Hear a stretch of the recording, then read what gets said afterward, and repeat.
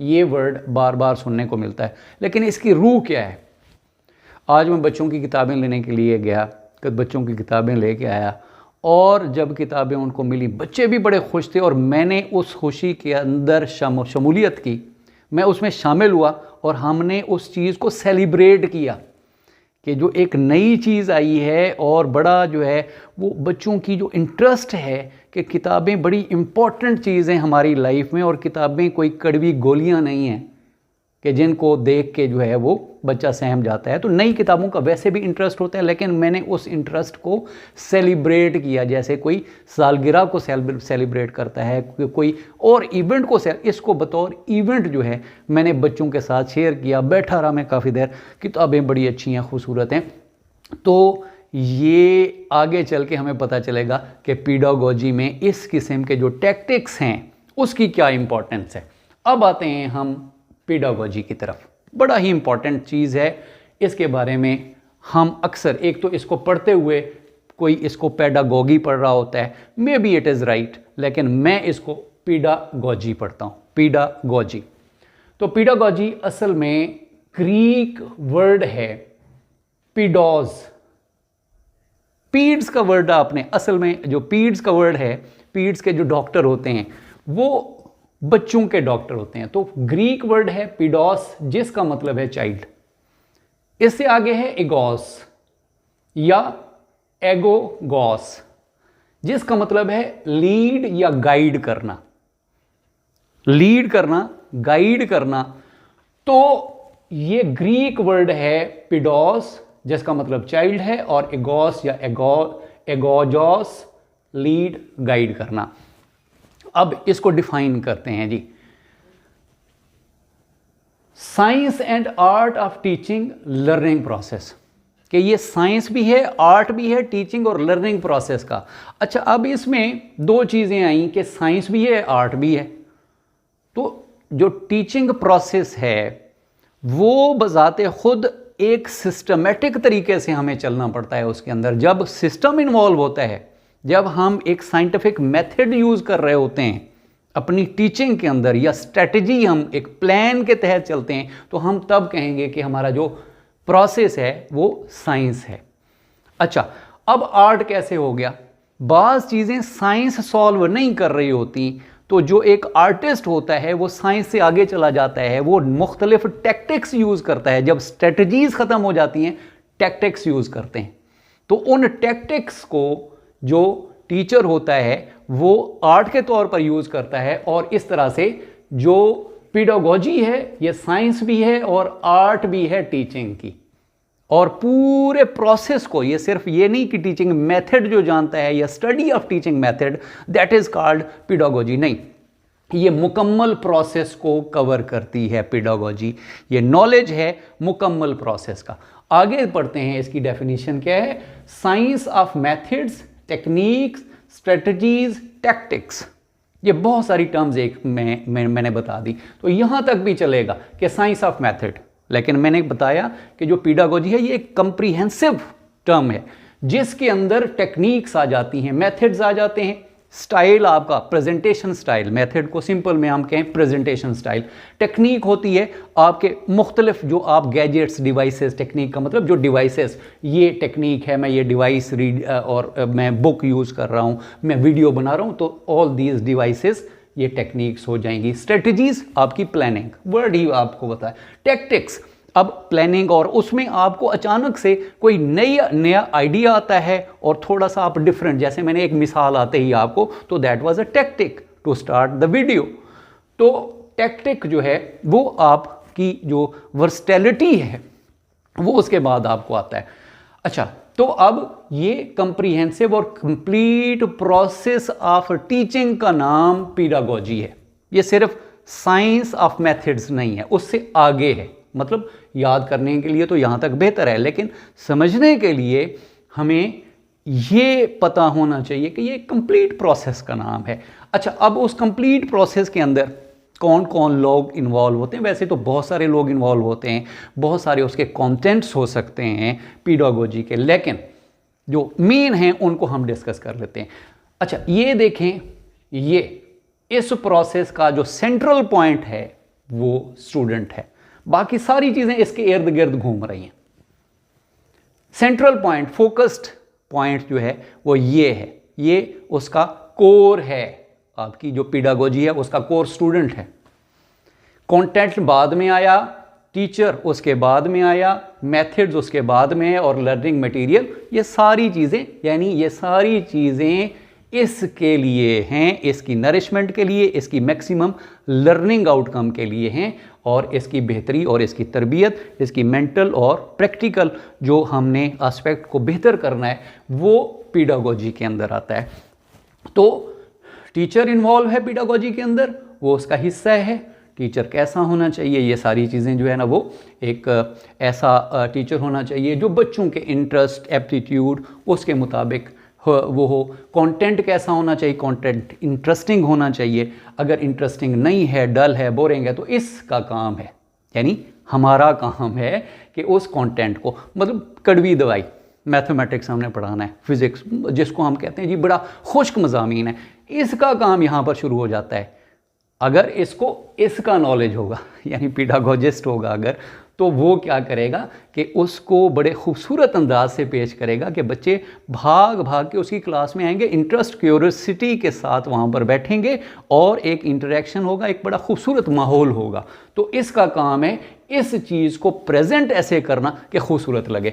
तो उसके बाद इसको ये मेथड्स भी आते हों, यानी टीचर को मेथड्स अच्छे आते हों, और जो लर्निंग मटेरियल है, जदीद लर्निंग मटेरियल है, जदीद डिवाइसेस हैं, उसका इस्तेमाल करना भी जानता हो, जदीद इसको जो है वो टेक्निक्स भी आती हों, स्ट्रेटजीज आती हों, लेसन प्लानिंग। तो होल प्रोसेस ऑफ टीचिंग पीडागोजी के ऊपर रिवॉल्व करता है, और इस सारी चीज़ का जो मरकज़ है वो स्टूडेंट है, स्टूडेंट का इंटरेस्ट है, स्टूडेंट की मैक्सिमम लर्निंग आउटकम है। अब जो स्किल्ड पीडागोज है या स्किल्ड जो एजुकेशनिस्ट है, जो स्किल्ड टीचर है, वो क्या करेगा जनाब, वो बच्चों में अगर उसको स्किल आ गई, पीडागोजी की रूह को उसने समझ लिया, तो क्या करेगा, बच्चों को क्लास के अंदर इंटरेस्टिंग इन्वायरमेंट फराहम करेगा, बच्चे उसकी तरफ चल के आए, बच्चे आके उसको ऐसे लगे कि ये फलां टीचर की क्लास है, और उसमें बच्चे भाग के पहुँचें, टाइम पे पहुँचें, अपनी किताबें, और वो उनके लिए एक, जिस तरह से मेडिसिन की दुकान पे आप जाए ना, तो बड़ा खूबसूरत अंदर एसी लगा हुआ है, हालांकि बेच वो कड़वी दवाइयाँ रहें, लेकिन अनफॉर्चुनेटली हमने मीठी दवाइयों को, खूबसूरत लर्निंग को, इंटरेस्टिंग चीज़ को हम जो है वो बेचने से आ रही हैं, उसकी हमारी प्रेजेंटेशन इतना बुरी है, तो उसकी वजह से हमने इंटरेस्ट ख़त्म कर दिया, और हमारा जो मकसद रह गया, अब टीचर पीछे होता है, स्टूडेंट आ गया, मतलब हमारे दरमियान बड़ा डिफरेंस पैदा हो गया। वजह क्या है कि हम उसको प्रेजेंट नहीं कर सके, और उसी की वजह से जो मुख्तलिफ हमारे सब्जेक्ट्स हैं उसके अंदर एक दुश्मनी का फैक्टर आ गया। तो कोई टफ, और मैं नहीं समझता मैथमेटिक्स तो एक गेम है, उसके जो सम्स होते हैं उसमें गेम होती है, हम उसको गेम की तरह प्रेजेंट नहीं कर सके। हिस्ट्री खूबसूरत कहानियों का नाम है, हम हिस्ट्री को बोरिंग और डल बना के पेश कर रहे हैं। अच्छा जी, हम आगे बढ़ते हैं।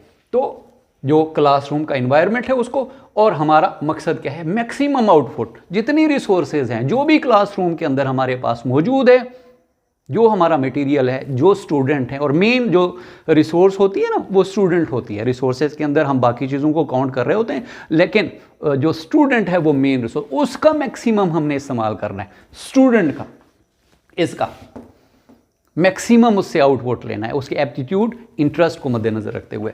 और उसके बाद जो अगर स्किल्ड पीडागोज है, उसको पीडागोजी से इंटरेस्ट है, वो अक्सर ना हम कहते हैं कि जी ये मेथड्स और ये बीएड, एमएड, एमफिल एजुकेशन और ये होता क्या है जी, बाकी टीचर भी वैसे नहीं, पूरी दुनिया 3-3 साल लगते हैं टीचर बनने के लिए फॉरेन में, ऐसा यहाँ पर सिर्फ ये है कि जिसको वो जैसे हैं वो बस आ गए फील्ड में, उसके बाद जो है उन्होंने टीचिंग स्टार्ट कर दी। तो ये बड़ा एक इम्पॉर्टेंट एस्पेक्ट है टीचिंग की फील्ड में, एजुकेशन की फील्ड में, कि अच्छा पेडागोज जो है वो आपको मैक्सिमम वो क्या पैदा करता है, वो क्रिटिकल थिंकर पैदा करता है, क्रिएटिव थिंकर पैदा करता है, क्रिएटिव थिंकिंग, पहले क्रिटिकली सोचेंगे चीज़ों के बारे में, उसके बाद उसकी क्रिएशन की तरफ जाएंगे, चीज़ों को बनाएंगे, नई चीज़ें इख्तरा करेंगे, क्रिएटिविटी उनके अंदर होगी, वो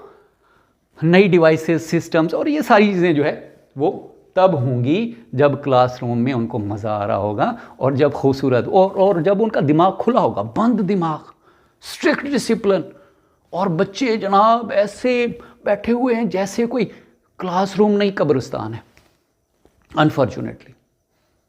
तो उसमें कब्रिस्तान में सोचने समझने की सलाहियत नहीं होती, वहाँ पर तो जो है ना वो एक मुर्दों का एक वो है पर।